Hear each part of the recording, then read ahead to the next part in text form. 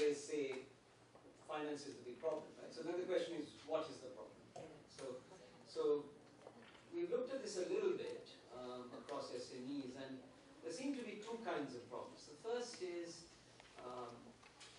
on the demand side of SME finance, and we're talking not necessarily about the medium firms, but also the really small firms, right, and the micro firms. The very small firms are not very good at filling in the forms, providing their tax information. They're not very good financially literate, so there are those sets of problems. On the side of the banks typically find SME credit lending very risky, right? Because they just don't know what the future profit stream of the firm is, so there's an information problem. Then you have very ardent laws on collateral, right? So then you say, okay, well, given this supply and demand problem, and it's an information problem plus an asset problem, how is it that you deal with banks, and how do you deal with SMEs, particularly in an environment where interest rates are quite high? I forget what lending rates in this country are, but the 10-12% borrowing rates? Borrowing rates must be double digit here. Okay.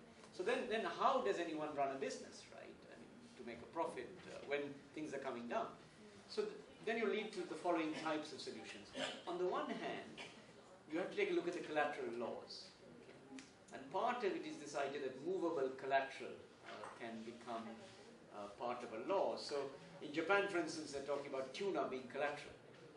Now, how it quite works in practice, I don't quite know, but working capital and movable collateral, okay, as opposed to just your land and buildings. And remember, the SME has possibly some kind of small building, an old vehicle, some old equipment, not much monetized. So we need to think about the collateral. That's number one.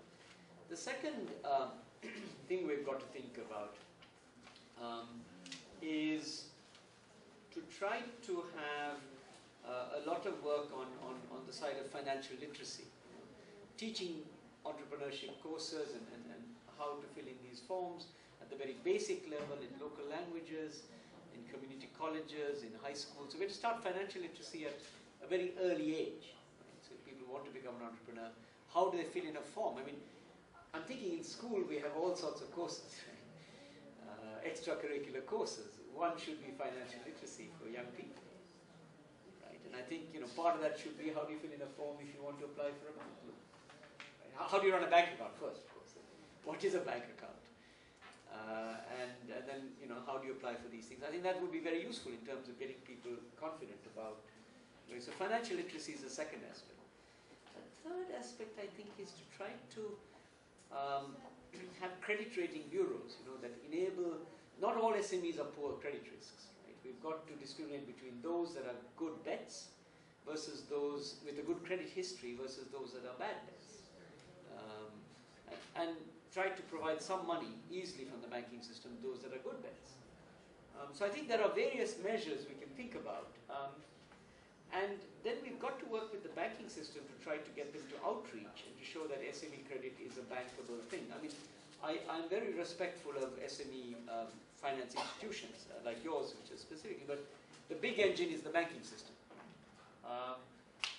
Because of their ability to lend large volumes, and we need to think about what that is now. Do those banks, commercial banks, set up dedicated SME departments with dedicated SME professional bankers, or do they just absorb SME lending into the mainstream with proper credit rating behind it and revamping credit laws, right? And we've got to really try to make SME supply much better. And then we've got to look at the informal credit markets. In this country, like in others, you have usury, you have money lending, interest rates are very high.